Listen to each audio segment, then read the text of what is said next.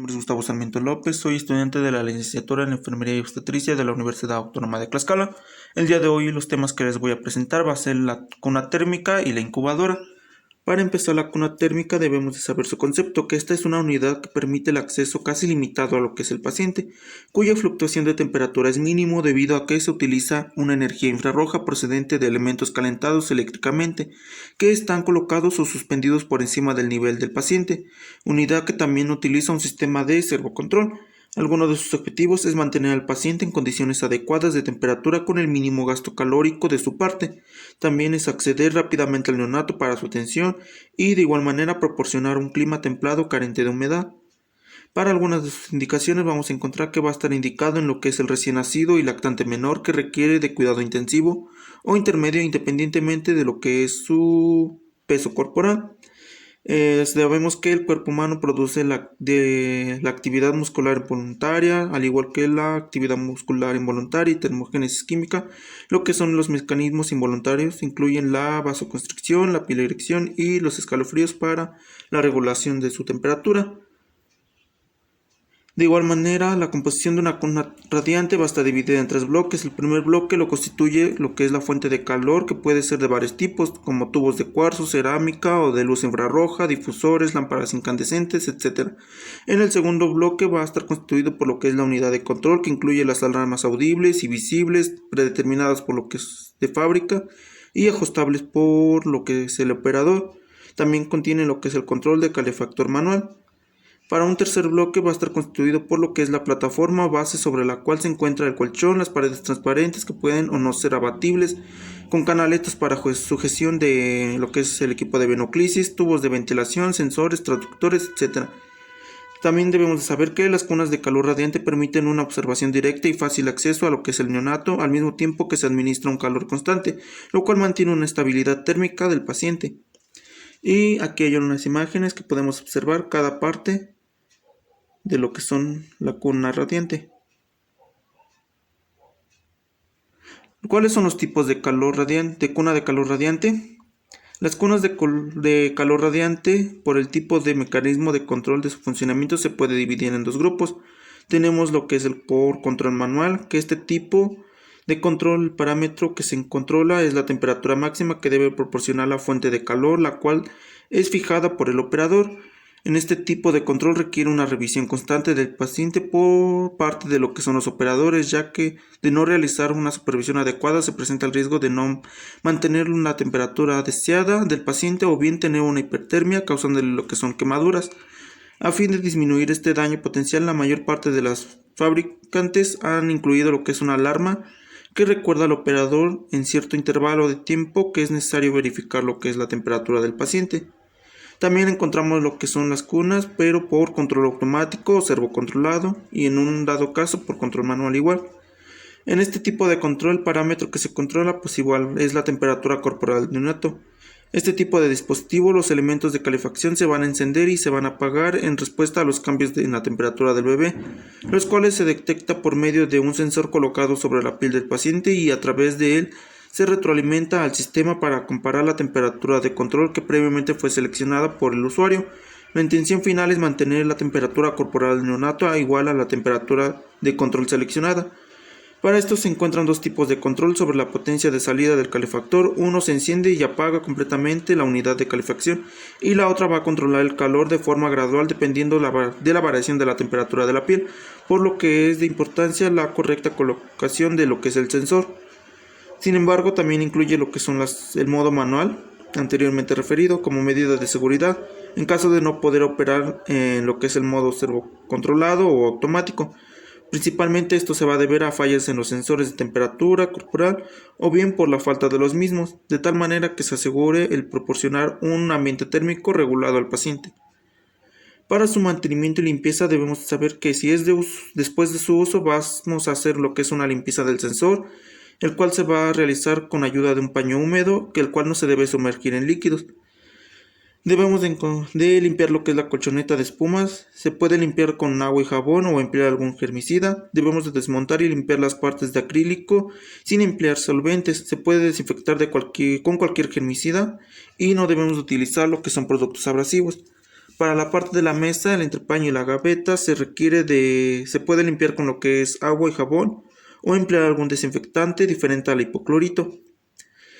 Si vamos a hacer la limpieza semanalmente, si no se empleó en este transcurso de la semana, debemos encenderla y probar el estado de funcionamiento. Debemos hacer la prueba de alarmas, por lo que es por baja temperatura, por alta temperatura, en donde vamos a encender la cuna y la alarma se activa.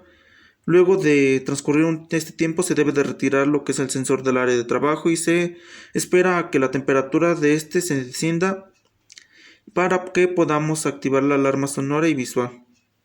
Este es en el caso de lo que es por temperatura baja. Para lo que es la temperatura alta después de realizar la verificación de la alarma por temperatura baja, se acerca el sensor al generador de infrarrojos. Solo el tiempo indispensable para que éste se active se debe escuchar una señal audible y visible. No debemos de exceder el tiempo que el sensor se acerca al elemento generador de rayos infrarrojos, ya que éste se puede dañar. También debemos de hacer la prueba de sensores y por último debemos de verificar el funcionamiento de los frenos de las rodichinas. Para una limpieza cada 6 meses debemos de limpiar lo que son las rodachinas. Debemos sacar los hilos que recojan para facilitar el desplazamiento. Debemos observar el estado de la clavija y reemplazar de ser necesario.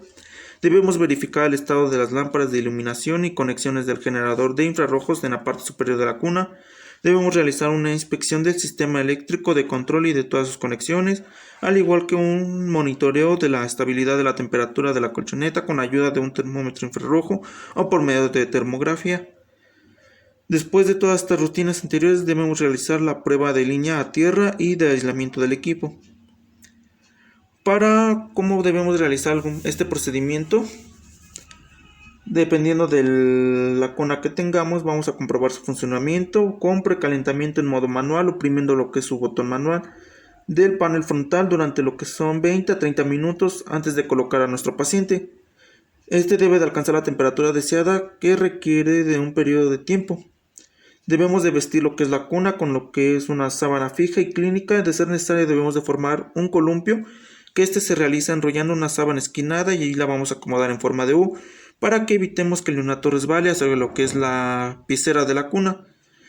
También podemos utilizar los que son los principios de tendido de cama. Debemos de colocar al paciente, debemos de fijar su sensor a la piel del abdomen con micropor. No debemos de fijar en lo que son las prominencias óseas. Debemos de cambiar el modo de controlado oprimiendo durante 3 segundos continuos el botón de modo servo del panel frontal hasta que éste encienda una luz verde de dicho modo. Debemos de tomar la temperatura del niño y de la cuna al mismo tiempo cuando la diferencia entre ambas sea más de 1 grado y se va a activar lo que es la alarma, que automáticamente igual va a apagar a lo que es el calentador. Cuando la alarma sea apagada, oprimiendo en el panel de control el botón Reset Alarm, este nuevamente se va a poner en lo que va a funcionar el calentador. Debemos de verificar la temperatura del niño y de la cuna al mismo tiempo para evitar que la alarma se active continuamente. Debemos ajustar la temperatura comprimiendo lo que es el botón de temperatura control. La flecha luminosa indicará el aumento o la reducción. Debemos valorar en grados mensuales los cambios y debemos de descartar el uso de aceite en la piel. Cualquier tipo de emoliente usado en la piel será totalmente absorbido por ella. Los que dejen residuos grasos o aceitosos sobre la piel se van a asociar al calor y pueden producir lo que son quemaduras. Debemos de iniciar o continuar con lo que es el control de líquidos y las pérdidas sensibles aumentan por evaporación. Debemos realizar también los procedimientos indicados. La realización de procedimientos no modificarán lo que es la temperatura del paciente porque la emisión de calor se mantiene constante. Algunos efectos secundarios o riesgo que podemos encontrar son lo que es la hipertermia extrema, que puede causar lo que son quemaduras en la piel, algún daño cerebral parcial o permanente, incluso la muerte. También encontramos lo que es daño a retina y córnea. Como sabemos, la fuente de calor que genera energía radiante en la región alta de los infrarrojos mayor de los 3 micrones puede causar lo que es daño a la retina y a la córnea, por lo que es necesario el uso de protección de los ojos del paciente para evitar daño por la luz. También puede haber deshidratación. Como segundo tema tenemos lo que es la incubadora.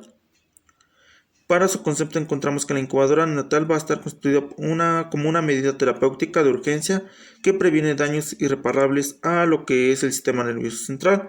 Su objetivo primordial consiste en mantener al recién nacido en un ambiente térmico neutral según la Asociación Americana de Pediatría en lo que es de 36.7 a 37.3 grados centígrados y va a bloquear los caminos de pérdida de calor y va a asegurar las fuentes de suministro de calor.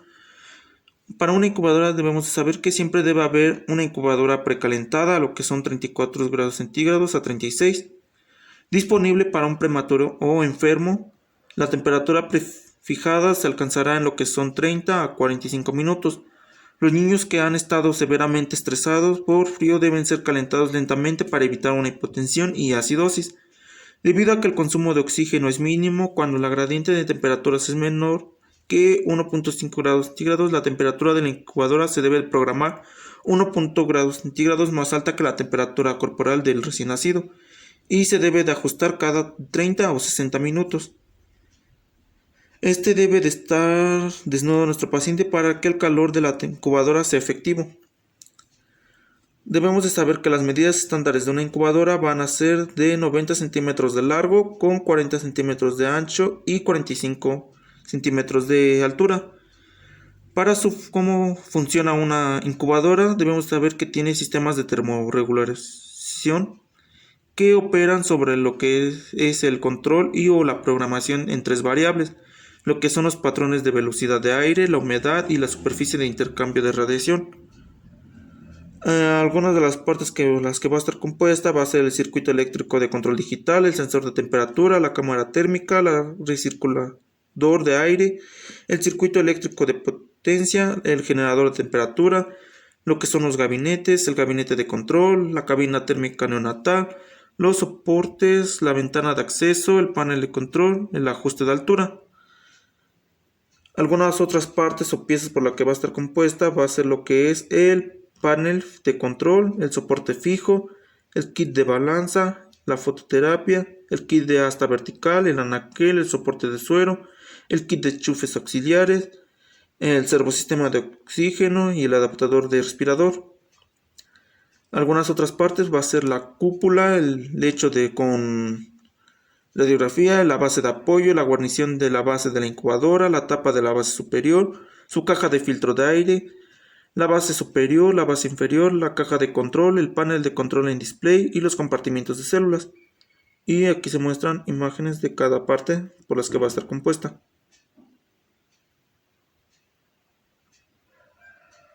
Para continuar tenemos la regulación de temperatura de la incubadora. Esta va a ir desde la edad gestacional hasta lo que es la edad postnatal. También debemos de saber algunas ventajas y desventajas de las incubadoras cerradas. En este caso, sus ventajas es que va a tener una provisión de ambiente termoneutral, la humedad ambiental es controlada, la reducción de pérdida de calor por el uso de pared doble y el escudo plástico, no hay aumento de pérdidas insensibles de agua, la protección contra infecciones cruzadas, se puede usar en modo manual y en modo servocontrolado, se puede proveer lo que es oxígeno complementario a bajas concentraciones.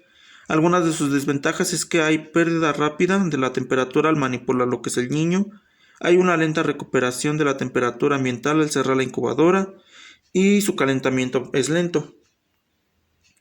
Para su funcionamiento tenemos que la temperatura y la concentración de oxígeno y la humedad relativa pueden ser reguladas. Toda incubadora cuenta con lo que es un sistema visual y audible de alarmas para alertar de cualquier situación peligrosa o sobrecalentamiento o falla en el suministro de energía. Para el calentamiento de aire por convección se hace pasar el aire con temperatura controlada a través de lo que es la cabina que aloja al bebé para mantenerlo a temperatura deseada. Si es calentamiento por radiación, el bebé se acuesta bajo un elemento radiador de calor, paredes pequeñas que rodean al bebé para evitar que se caiga. El resto del área que rodea al bebé va a estar abierto permitiendo lo que es el acceso al paciente. Y su sensor de temperatura se coloca sobre el pecho o abdomen para medir lo que es su temperatura. Algunos de sus efectos secundarios es que va a haber falla en los termostatos, puede haber falla de funcionamiento o falla en lo que es el sensor de temperatura corporal, falla en la dosificación de oxígeno, o por infecciones nosocomiales se pueden presentar, o incluso lo que es ruido.